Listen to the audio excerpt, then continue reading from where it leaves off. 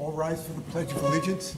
I pledge allegiance to the flag of the United States of America, to the republic for which it stands, one nation, under God, indivisible, with liberty and justice for all.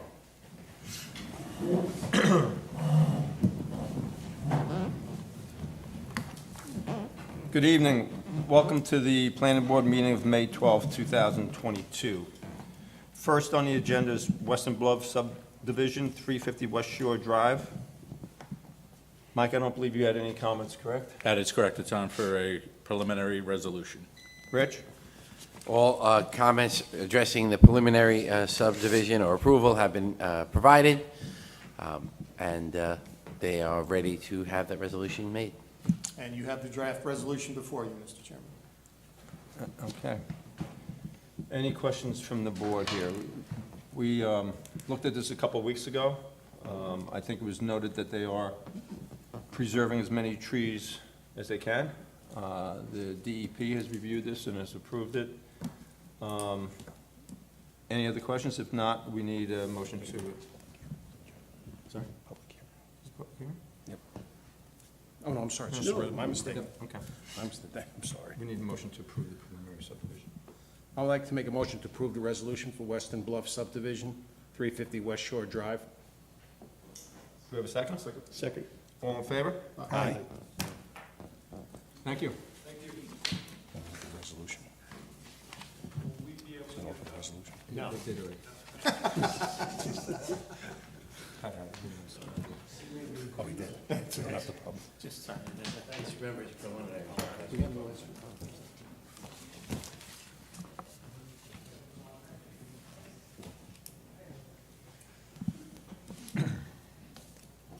Next is the Madge and Demi 552 Route 6 for amended site plan. Mike, I believe you had some comments? Yeah, the indoor seating is 39 seats. This will be a condition of approval. They'll have to stick with that 39, as we discussed before. If they wanted to go up in later and try to get additional parking or a variance because people are going to start using it, getting there by foot, then that's an option they can always choose. Trash enclosure is now shown on the plan. You still have to provide the easement. Joel said that they are speaking to the adjoining neighbor to get the agreement, but we need that. The outdoor brick paper patio does not have any seating according to the submitted plans. During the pandemic, when we had the gathering ban, they were only allowed to have a certain amount of people inside these restaurants. We allowed people to use the spaces outside. So if the numbers continue to get worse and they're gonna do that, they can, but they still have to stick with their 39 total seats for the entire space until a variance is granted, or if they get additional parking somehow. Thank you, Mike. Rich? Thank you, Mr. Chairman. Applicant has noted the referrals and permits that are required. They're looking into or researching the information about a stormwater line that passes through the property. There should be an easement or somehow an easement be created. There should be documentation providing that the monitoring wells that are on site have been terminated. The applicant has indicated that they were, but we need something from the state. Signs and pavement markings should be provided at the ingress and egress, so there should be stops and no left turns or whatever, if that's what the board requires. The applicant has provided a separate water and wastewater report. Some of the calculations need to be updated to meet those outlined in the 2014 New York State DEC design guidelines for restaurants. Water lines in the building were recently located. Applicant must update the drawing to show the new location of how the water lines enter the building. Applicant has noted that there is a grease trap. The location of the grease trap, subsurface grease trap, must be shown on the drawing. Thank you. Thank you, Rich. And Pat? So the applicant addressed our issues at the last meeting. However, at the last meeting, there was a conversation about the potential of securing off-site parking, if that was a possibility, so he'd asked Joel to look into that. So perhaps Joel can report on that.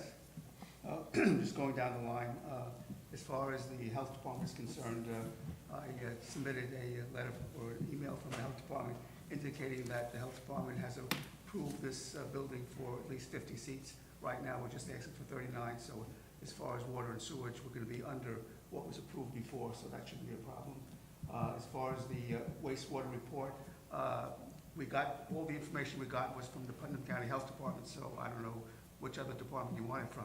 It's there. It's been existing since 2008 or 2009. There's been no problems, and our usage is less than you approved previously. Joel, I just want you to give me the numbers that are based on state criteria. They need to be Well, developed why- by you and why provided didn't to you me. tell me that in your well- wastewater report? If you said that, I would have done that. I went to the county health department, got all their information, and gave you the report. Excuse me, I'm sorry. Okay, we can talk this. We've asked for this report a million different times on every other project you bring to us. It's the same report I've asked for every other time.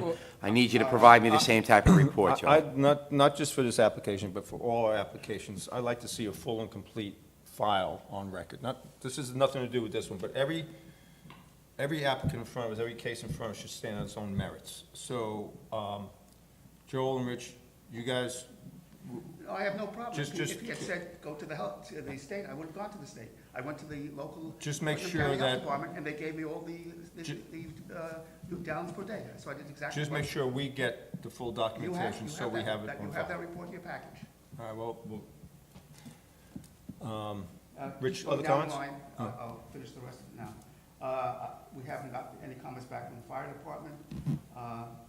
As far as the easements and the monitoring well terminations, I've contacted the owner, who unfortunately he's moved down to Florida, so he's told me he would be looking through his records to get those easements and the termination agreement.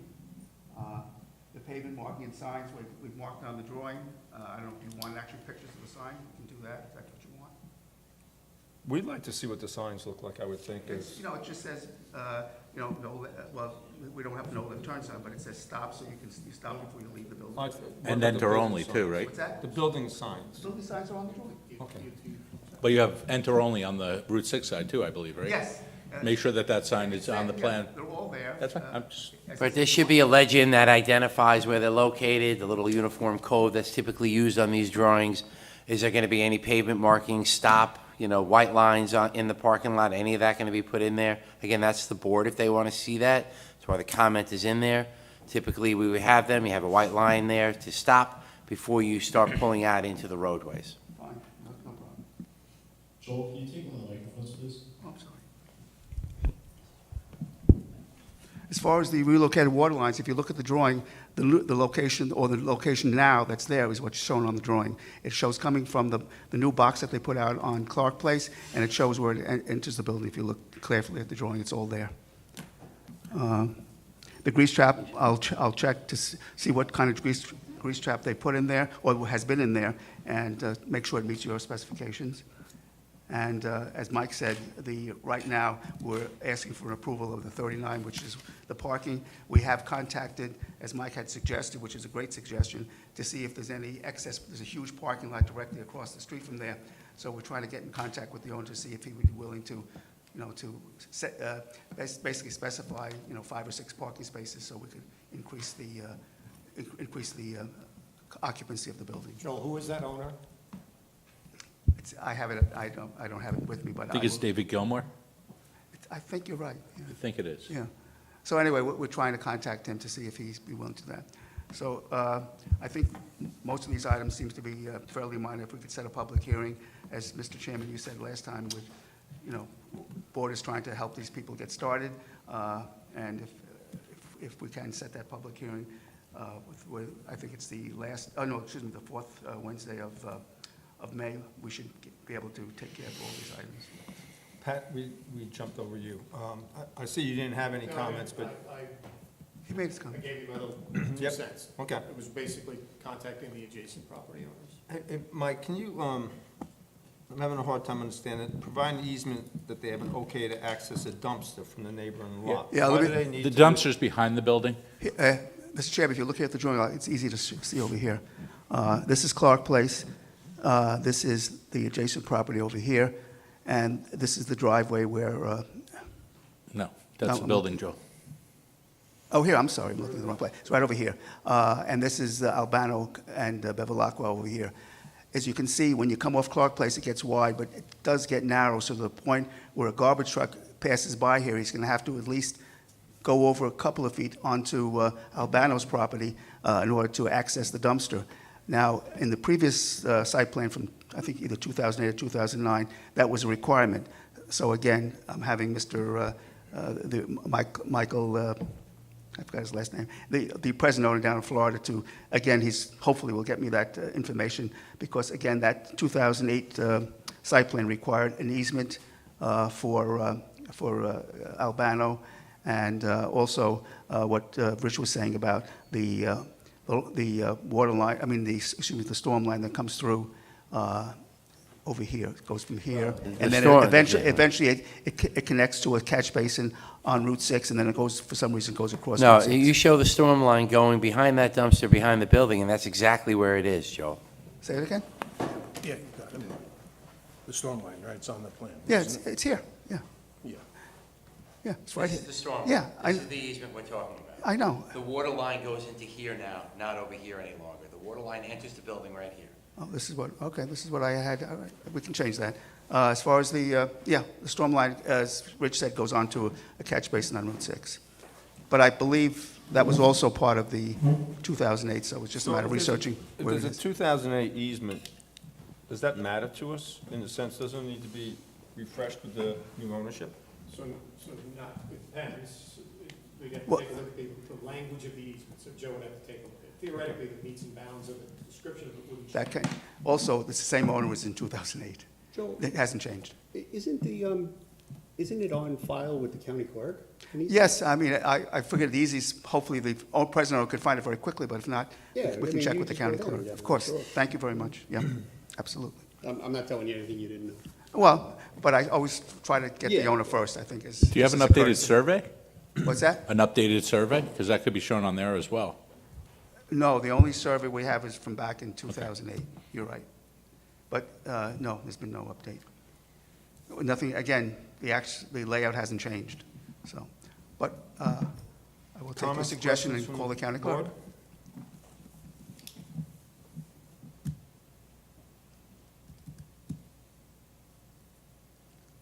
So as we sit right now, I know we've talked about parking, and we're limited to 39 seats, I believe. Correct. So the proposal in front of us right now has no provisions for outdoor seating. No, it does, but it would be in exchange for indoor. Exchange for indoor Right. seating. So Okay. the total, whether it's indoor or outdoor, would still have to be 39 unless we can get that additional parking. Correct. And So, the you know, I would suggest you try and make that Oh, deal yes. increase. Right, Anthony, if you remember, the issue was, we hope it's successful, and there would be Right. more than that on the site, and if there is, the off-site parking would alleviate that concern. Also, I think, Pat, you mentioned the fact that a lot of people either walk to the restaurant or They do. take a taxi or an Uber to the restaurant. Hopefully they do. So Just one question. Hopefully, the new ordinance will take care of that. So Pat, where in the process, if they do get this extra seating, does it have to show up in order to get So into it would, the, that's exactly the point, Bob, so you're gonna condition this on 39 spots. right? At some point in time, They'll have to come back? theoretically, they'd have to come back. And as I said to you last time, if it's one extra table on a Sunday afternoon, that's probably not a big deal. If it's continually 100 extra seats, now Right. it's an amendment to the site plan, no question about it. So I think Mike would use his best judgment for a busy Sunday afternoon and not close down the business because there's one extra table on the sidewalk, for example.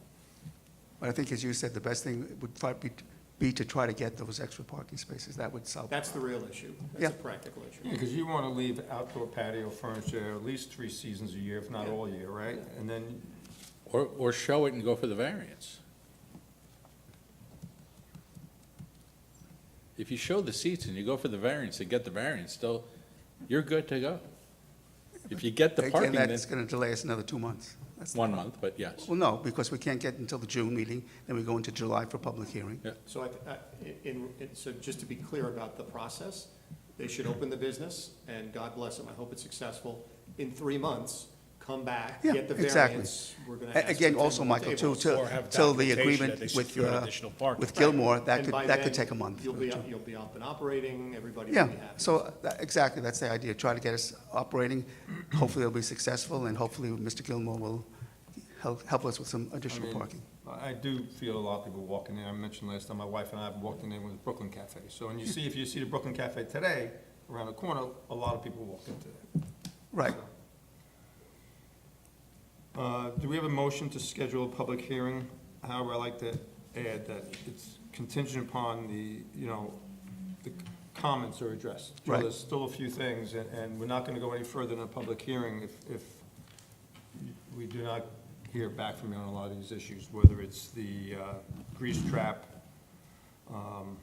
the monitoring wells, or approvals. So, Subject to the comments that the chairman made about the issues that were Yeah, raised. the few issues, we'll try to get those. And if you Uh, could have so a I'll- resolution also, if we've done everything, if we haven't. So I'll make a we'll motion get it. to schedule a public hearing. Second? all in favor? Aye. Well, thank you very much. Thank you, Joe. So just to be, Joel threw in the request for the resolution. Yes. Did you hear that, Mr. Chairman? Do you want a resolution also? I don't need to decide that tonight. You don't? So we'll see how the package comes in. Good idea. If the package is complete, Pat and I, Mike and Rich and I, we will talk prior to the meetings in preparation for tonight. At that If point. it's a complete package, we'll do it. If not, we won't. The burden will be on the applicant. Okay. Thank you, Joel. Welcome. Take care, guys. Have a good, Oh. Do you mind if I just bring a little joke? It's just very good. It's very appropriate for this project. we're on TV, Joel, so be So, careful. no. You've all heard of Gary Larson. He's in the newspapers hundreds of years ago. Well, as part of this project, Use the microphone so that people on yeah, I TV just want can to put hear. this up. As part of the project, we have what's called a dryer unit where they hang the meat to dry out, and there's a glass there so the patrons can see it. So, just coincidence, I don't know how it happened, but on May 3rd, I'll let you pass this around.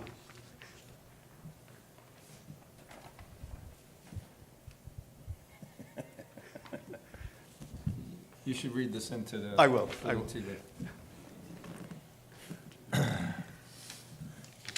So if the camera can see this, this is a picture, and you see the meat hanging from the hooks, and one guy says to the other, "Ooh, look, Leon, an entire family of meat chucks." Okay, Joel. On that note, I'll say goodnight. Thank you.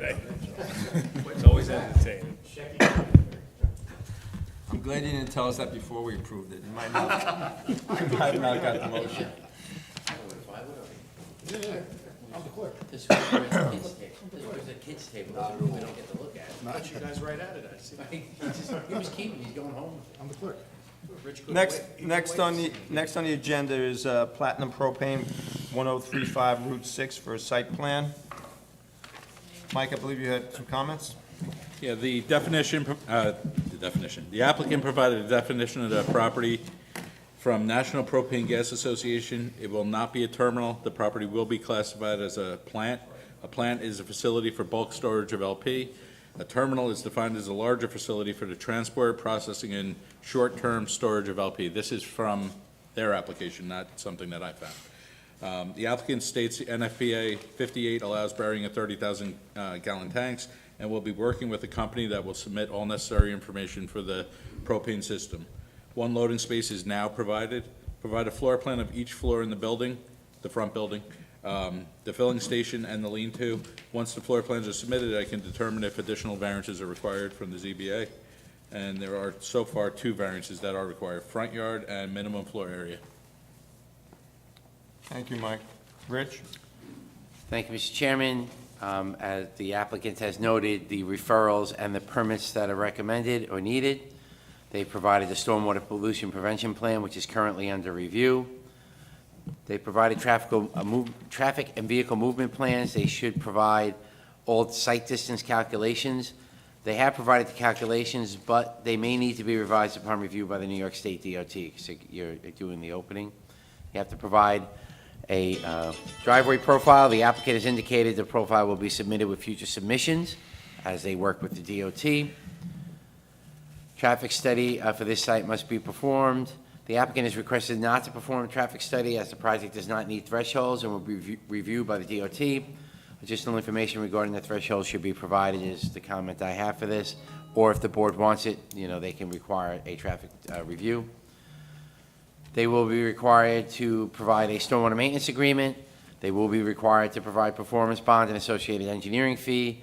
The applicant keeps noting, and Insight keeps doing this, that it's a potential requirement. The applicant should be reminded its associated engineering fees are associated with for stormwater management practice, erosion sediment control, drainage features, landscaping, et cetera, installed on the site. Go to section 15661, J and K of the town code for additional info. Signs should be provided at the ingress and egress. Plantings should be verified by the town of Carmel Wetlands Inspector, and notes should be added to the drawing, along with all plantings should be installed per section 142 of the town code. And the area of disturbance should include the proposed removal of sheds within the buffer zone. That's all I have. Thank you, Rich. Pat? So the applicants clarified some fundamental questions we had with respect to the project. Number one, is it a wholesale operation? Is it a retail operation? Can I fill up my tanks from my grill here?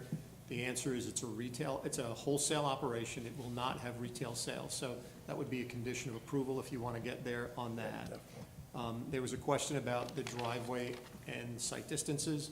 The applicant has clarified that they meet the site distance requirements. However, they do have to do some clearing within the right-of-way.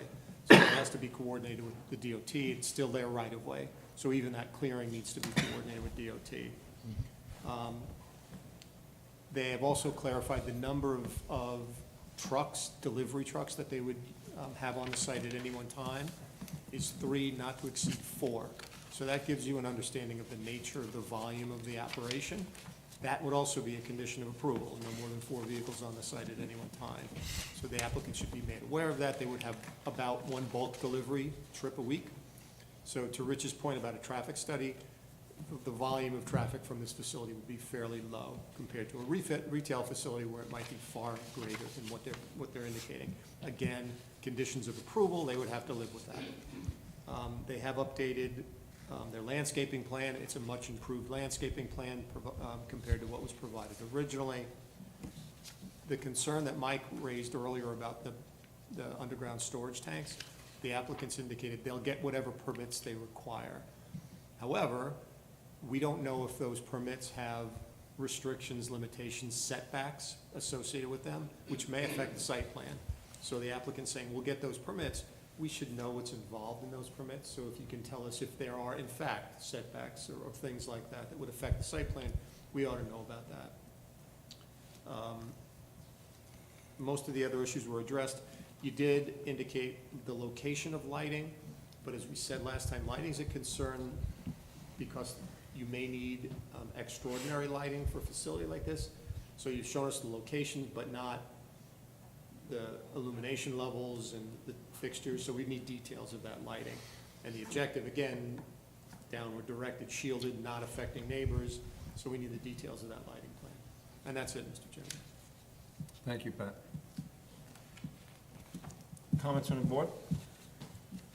Just one question on the delivery trucks coming in and out, that type of traffic. What are the hours and days of operation? I should say Adam Thyberg from Insight Engineering Surveying, Landscape Architecture PC. I'm also joined by the applicants, Joseph Covase and Michael Villardo of Platinum Propane, so they can speak to any of your questions you might have with regard to their operations and the facility that they're proposing. So for that specific question, I might ask the applicants to come up and Sure. respond in terms of your Please come proposed up to the hours. microphone. State your name, please. Hey, I'm Joe Cobase from Platinum Propane. As far as normal business hours, for the most part, trucks will be in and out during normal business hours, 9 to 5. We are storm conscious, so during storms, power outages, we do fuel a lot of generator accounts. At that point, I couldn't tell you when or how often. I do know that we like to support our accounts, so whenever storms occur, we may be in and out of that facility with trucks, but, So putting the storms aside, is it Monday through Friday? Saturday too, we may do, if our season's a little busy, we may work on Saturday as well. And Joe, bulk deliveries, same window? As far as the transports filling, for the most part, those should be more consistent within the Monday through Friday 9 to 5 range. But still not 4 in the morning? Most of the time, no. Shouldn't be. I don't even, no. Thank you. Is that driveway opening sufficient to handle the bulk deliveries? Yes, so we've run through the CAD system, we've provided an inset in one of our drawings showing a tanker truck a large, bulk delivery type vehicle, making those maneuvers, in addition to the smaller vehicles that'll be there on more of a daily basis, the smaller, propane delivery type trucks. So those figures are in the plans showing the maneuvers being made. 'Cause I would, and ideally, I'd like to see the bulk deliveries coming to your facility scheduled at a low traffic time and not 9 to 5. We can confer about that and see, we can Just think, see just see think if about the the amount of applicant is volume going back comfortable and with forth, or and you have a is truck that able- size coming Right. in and out. Yeah, if- So that's something I'd like you to consider. Yep. The other question I have, actually, is this complete commercial zoning, or is this mixed use? Complete commercial, Do we know? Commercial, okay. no more, well, according to what I've been told, I'm waiting on the floor plans, but it's all offices in that front building. All the surrounding areas, commercial as well? Do we know that? Yeah, this is the commercial zone. Zone or use? Zone. Yes. Zone. Zone. Use So, is- It's used right now residentially, right? Or up until recently. It was a house, across the street's a church, to the left is a church, to the But it's right always is a been zoned multifamily. if I may, I'd just like to maybe clarify, some of the use and the structures that are shown on the plan. So, the proposal, which, has been described by your consultants, includes the conversion of an existing dwelling, which is this building here, the conversion of that residence, which is a non-conforming use in the commercial zone, to a conforming use, which will be the office for their propane business. And that is the only enclosed square footage that's proposed with this project. We are proposing other structures, which include the lean-to, which is an open-air, three-sided structure. The enclosed portion of it would be the side that faces the road. It'll be used to house the smaller delivery-type trucks when they're not in use. And the three sides of this lean-to, as we're calling it, will screen those trucks from the street when they're not being used and they're parked in that location. It'll have kind of an architectural look. It'll appear as though it's a building on the site. Do you have a But rendition of that? we do, yes. Just so you know, one-family dwelling is permitted in that zone, but not Okay. correcting you, I just want you to know it is permitted. I appreciate that. So that's what you would see from the road with the double barn This- doors? Right, so this is the elevation, the plan for the lean-to structure. So you can see we're open-sided. Here, you can see the open side of it. This would be the rear where the vehicles would be able to come in, go out. And then the sides that would be visible from the street are, what you see there. To just jump back to the other elements of the site plan, we are also showing a canopy, which is just exactly that. It's just an overhead covering, no enclosure at all. That would cover the fueling area. And then, of course, we have our buried tanks, which are shown here. To Pat's question about required setbacks, there are required setbacks that are indicated by, is it NFPA? And this layout has taken that into consideration. There's an offset, a setback from buildings and a setback from property lines. And so the layout of these tanks meet those criteria. Can you put that on the actual plan so we could see what your Yep. numbers Yes, we are? can do that. Yeah, we have in fact shown actually the nearest distance to a building to the tanks, and we've shown it to the property line, but we can also indicate what the actual criteria is. Yeah, NFPA, blah, blah, blah, requires this, and then we can check it on the map. Absolutely, Just the way we do from a well. of course. I have a question for Rich. Rich, when you were talking, you used, when you're talking about the traffic study, you said it doesn't meet the threshold. Is that your term, or is it a term from the applicant? I'd have to go back to my memo, so hold on. It's a standard It's a traffic standard. engineering. Okay, so it's, Right. So it's 100 vehicles typically associated with it, and it relates to seeker impacts. So Okay, it's all an right. So the- agreed-to threshold. The question I have is this, so I think it's a great plan. I mean, I applaud you guys, you've really done a great job with this. My only concern is this section of Route 6. We had another project right down the road. It is an area where the speed limit is a little bit higher, people do move a little bit quicker. And now we're gonna throw in some trucks that are gonna be pulling out into this traffic. I mean, ideally, you think you could go to the state and say, hey, let's put in a traffic light or something, but that's not gonna happen. So I'm throwing it to you guys. I mean, do you think that we should do some sort of traffic study to look at this? So it's not a traffic study, it's not an issue of volume, it's an issue of how these vehicles will enter the state's highway. Okay. So in the state's issuance of their permit, they'll have a lot to say with it. If you remember the other project, they had a lot to say about this. Okay. So what they've demonstrated is that there is a technical requirement for site distances, and they meet the rule. The DOT can say, we want 3 times the rule. It's our rule. So that's why they've done their Right. best to begin that process, but it will not end until DOT weighs in. Right. Okay, So, so to be clear, Route 6 is a state-regulated highway. Okay. So the improvements that you're seeing in the driveway here are concurrent to our site plan process here. We're going to be making an application to the DOT for highway work permit, and all of that is going to be studied closely under that. All right. As long as it's being done, that's Yes. my only concern. And Ray, that'll address those threshold limits that are gonna be out there. So the DOT will probably touch base on those things right now, so that'll be it. However, if the DOT is not happy, maybe the board wanted to, they can require more. But right now, this is gonna bounce into the DOT's hands, like the prior project 2 doors down. And they're gonna have their comments on it, and they're gonna make them do what they have to do as Pat recommended. Or keep it the way it is, because they hit the mark right on, right? That happens also, so. Well, let's hope that's the case. Yep. And Ray, I'll give you some assurance that the DOT has standards for everything. So the amount of time a bulk storage vehicle makes a left-hand turn into a driveway, there's a standard for that. So that's the kind of thing. Just so that the board is aware also, we have in fact met with the DOT on site, and we've sought their guidance in advance of, we haven't obviously made an application yet, we're looking to push this process a little bit further along, and we're getting ready to make that application, but we have met with the DOT on site. They stood there in the driveway, and they said, you know, that their representative said, you know, more or less the existing location of the driveway, which is where it's shown, obviously with the required improvements, the widening and so on, that seemed to be the most logical place to put it. You know, pushing it in one direction or another was not going to make, you know, was not going to improve it better than, you know, what was already there. Did they mention to you about clearing any trees on each side, or? Yeah, line so, of so sight? there will be some clearing and, you know, whether, yeah, certainly some portion of it will be in the right of way, and that'll be a part of that permitting process, as Pat mentioned. There's also just some brush that's, I believe, on the applicant's property. That'll be cleared out, and all of that'll be, you know, clarified through this process, and certainly through the DOT process to make sure that we meet those site distances. And typically, there would be a maintenance agreement with the DOT that would be the responsibility of the applicant to maintain the brush at a certain level.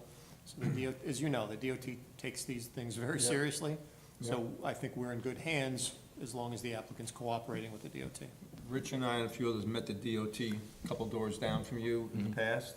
We're actually meeting the DOT about a project on the 6th End next week, so they'll be very helpful, and they'll have their opinion, as Pat mentioned. Right, and if you're having any additional meetings with the DOT, maybe you should just let Rose know, and maybe the chairman can be there, or I can be there, or somebody from the town can be there to be a part of that meeting. That will go a long way in just being able to clarify some of these, or we have clarification on it where we lose comments and figure it out, right, and let the DOT. So if you're having any more, let us know, that's all. Yeah, we hadn't anticipated any, you know, certainly if the board was looking to do that, you know, we could arrange something, but at this point, we hadn't, you know, our next plan, as far as the DOT was concerned, was to start preparing our application, as we've already met with them and gotten their feedback, but if you wanted to, you know, us to schedule something, we could probably put something together. Well, again, what happened last time is that there was a lot of issues with that particular ingress and egress, so that's why we ultimately were meeting with the DOT along with the applicant.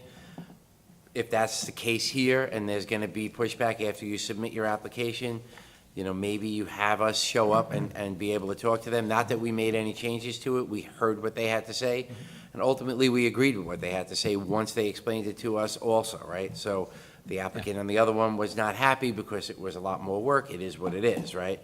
But, you know, if they accept your application and you move forward and you submit it as part of your next submittal to us, or ultimately get it as a submittal, or some kind of letter that says we're good, then you're good, right? I mean, it's that simple. You don't need us, we don't need to be there, so. Yeah, if the process becomes any more complex than a standard application, then we certainly will coordinate that won't be an issue. Perfect. I did just want to highlight that the critical issue ahead of us in this process is the two variances that were mentioned that are going to be required. Just so that what the two variances are clear, we have two pre-existing non-conforming conditions. So we've got a square footage in the existing dwelling that's to be converted to the office space that is below the minimum required square footage for a building in the commercial zone. Since our latest submission, the applicant's architect has gone through the building and will be providing floor plans and the total square footage, and that can be submitted with our application to the ZBA, just as confirmation of exactly what the square footage is. And of course, we have a non-conforming front yard setback, which doesn't meet the minimum requirement of 40 feet. So in order just to keep this project moving forward, we would respectfully request that we be referred to the ZBA so we could seek those variances, and then be able to come back and iron out, any other issues and continue our course with, here and with the DOT as we've discussed. I'd like to spend a little bit more time on the buried fuel oil tanks and what we have on file from a engineer's report. I mean, this is, I think we're all, we like the idea of the project. I think we all need to do our due diligence since it's propane, whether it's making a left out of the driveway or seeing some approvals on a buried fuel oil tank. So what do we have on file today that, from an engineer's report? Not with this site, no. So At least once you get us the NFPA and we could see that the requirements are to be 100 feet from this and 200 feet from that, whatever it is, Yeah. then we know the location of things is going to be fixed. I think that's probably the best. Yeah. If we get a little more information, you're not going to move things that far, but the Right. deadline was yesterday for the zoning board, so it's not really holding you. Right. You're not getting on for May. Understood, yeah. So- I mean, the plan would be to get So if you on can make one for more June. submission and get us some more information before, maybe we can make a better application, or you can make a better application of zoning and have more information and be better locked into where you're going to be. Right. I mean, I understood. I think, based on the criteria, our understanding and the information that we have from an FPA, these tanks are in the proper place. And even if they weren't, as you said, the site plan's not shifting much, if at all. It's not about that, but it's simply that those regulations relate to spatial issues, and that's our bailiwick. That's what we have to deal with here. So if it was just the type of valve that's installed on a tank, we don't care. Right. But in this case, it relates to, so we should see that. Okay. Is there a state agency that regulates these at all? I would probably defer to the applicant to speak I think more weights and about- measures for the volume. Okay. When you sell any gases or things that are liquid, I think they, right, weights and measures does your volumes and things of that nature, but no other state agencies, are there? Just the state. Once a year, the state comes in. For? Weights and measures. Weights and measures, okay, that's what, but nothing else with the Yeah, it's just safety, they don't come in for anything else like that? No. No safety inspections? Does the, There is a. No, I'm sorry, you're going to need to. Mike Velardo, another owner of Platinum Propane, Joe's partner. So yes, the state may come in once a year and do a routine check, like they do DOT checks on our trucks. Weights and Measures does our meter checks. I'm sure they're gonna do the meter check on also on our pumps. And then once a year, then there's a visual on the tanks every 5 years or 3. And then there's another cathodic protection test that they do as well if it's underground. So one of the questions that it seems you guys are talking about, just because the tanks are going below ground, would you prefer the tanks to be above ground? Does it matter? We don't have a preference. What we want to know is that whether they're above or below, what the setback to the property lines are, and show it on the map and give us the details. Oh, that we should have already, yes. That's all. that's I think that's easy. what the board was saying. Am I right, Chairman? Yeah. does the fire department weigh in here, being that it's propane? So I think the state code is the requirement they must comply with. It's a state uniform building and fire code, so compliance is compliance. I don't think our fire department would supersede that. Okay. But they will get this map and have ability to review it and make comments. Okay. They So have- if there's a way they for have them, gotten it. if there's a way for them to feel more comfortable with a parking spot up front or widening something, they'll ask for it. So that's another good point. Let's hear from the fire department, just because it's the nature of the use. Should we follow up with the fire department, or? Well, you know how to do that, so yeah. Okay. A question regarding the canopy at the filling station. I see there's lighting in there. That whole area is that considered Class 1, Division 1? They're going to be explosion-proof fixtures? Again, I would defer to the applicant on that. I'm getting a yes. You know, we should make that clear even. As well as fire suppression in that area. Is there a halon or system in there? Is there any requirement, that's my question, is there a requirement at the filling station for fire suppression? Yeah, at a gas station there is, you just, I don't know. Yeah, that went away. Huh? That went away. So maybe not. I mean, if there's no requirement, I just, I'd like, report back on that. Okay. So, Adam, I know you wanted to move this along. I think this is only your second time reviewing this, I believe, and between the engineering report that we'd like to see for the propane, the DOT and the fire questions, the fire review, get everything to us, and we'll put you back on the agenda in 2 weeks, but, there's 2.5 pages of typewritten comments here. We can work with you in parallel on a lot of those, even when and if you get to the zoning board. I'm sure you will, but there's a couple of things I'm just not personally willing to give on right now, the things we just mentioned. And Mr. Chairman, I'd say, it's not that we don't have confidence in Adam Insight. Yeah. You're in good hands with them. It's just, we need confirmation, that's all it is. I think you're off to a good start, so. Sure. let's- Now, you had mentioned, now I'll coordinate with Rose as to just turning some of those things in, or how are we, because I would think that Through the Rose. deadline is passed for 2 weeks now. Oh, no, right? Or the next planning board meeting probably is. Yeah. Talk, yeah, Rose isn't here tomorrow, she's here on Monday. talk to him Monday morning, because that's the calendar issue. Dawn is here tomorrow. Right. Yep. Okay, I'll reach out to Rose on Monday. Adam, thank you, thank you. And Rich, Insight will strike the word potential from our vocabulary. Thank you. Jeff couldn't have said it better. Now Jeff's not going to be happy with what you just said, just so you know that. He's watching it too right now. We understand that it's required, it's our typical language. Thank you. Thank you. Thanks, Adam. Nice job. Last but not least, Itzler's subdivision 9 Mechanic Street. Mike, I don't believe you had any comments. I do not. All of my comments have been addressed. It expired, I believe, is what happened, and they're back to get their approval reinstated. And Rich?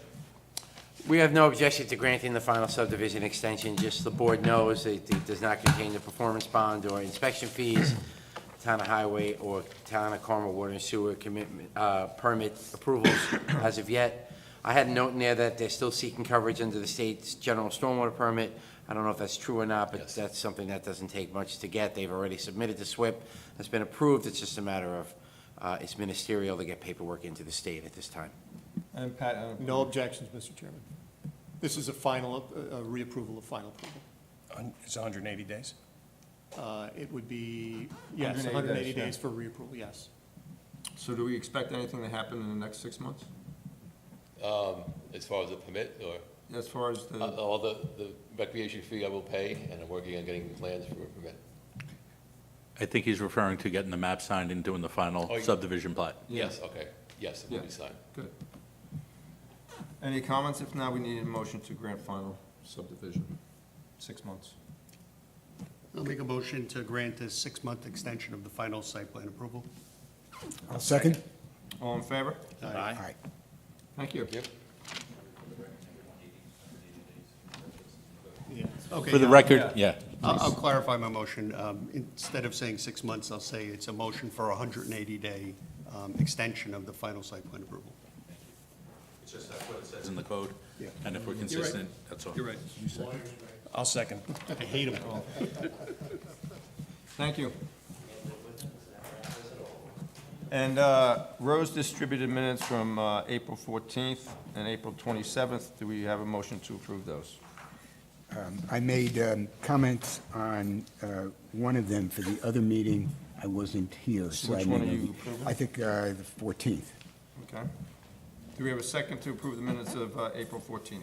Second. Okay. I'll also offer them minutes of April 27th. And I'll second it. All in favor? Aye. Do we have a motion to adjourn? So moved. Is that- Good night, everybody. Good night.